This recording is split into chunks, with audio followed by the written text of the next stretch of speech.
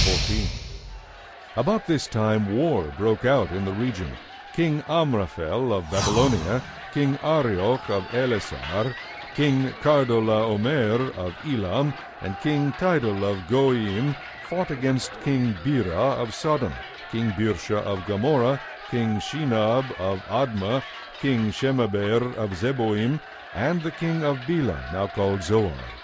The kings of Sodom, Gomorrah, Admah, Zeboim, and Bela formed an alliance and mobilized their armies in Siddim Valley, that is the valley of the Dead Sea. For 12 years they had all been subject to King Chedorlaomer, but now in their 13th year they rebelled. 1 year later, Chedorlaomer and his allies arrived. They conquered the Rephaites in Ashtaroth Karnaim, the Zuzites in Ham, the Emites in the plain of Kiriathaim, and the Horites in Mount Seir, as far as El Paran at the edge of the wilderness. Then they swung around to En-Mishpat, now called Kadesh, and destroyed the Amalekites and also the Amorites living in Hazazon Tamar.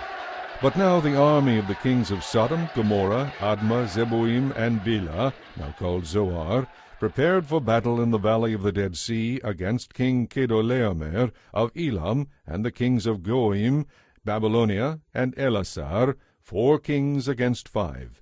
As it happened, the valley was filled with tar pits, and as the army of the kings of Sodom and Gomorrah fled, some slipped into the tar pits, while the rest escaped into the mountains.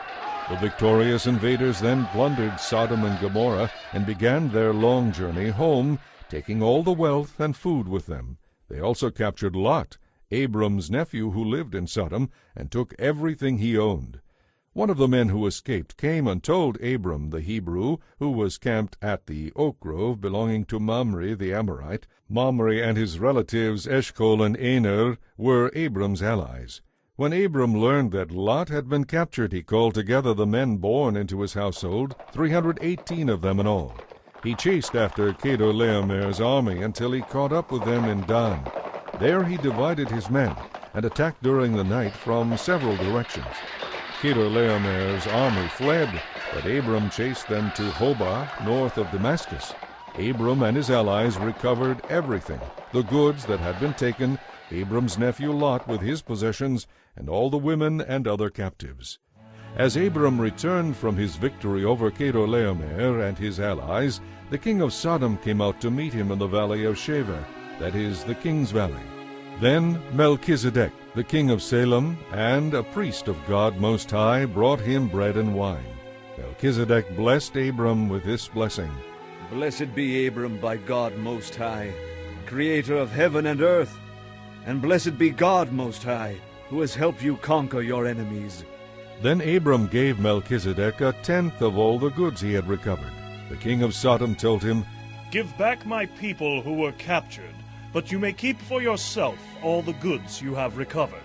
Abram replied, I have solemnly promised the Lord God Most High, creator of heaven and earth, that I will not take so much as a single thread or sandal thong from you. Otherwise you might say, I am the one who made Abram rich. All I'll accept is what these young men of mine have already eaten, but give a share of the goods to my allies. Aner, Eshcol, and Mamre,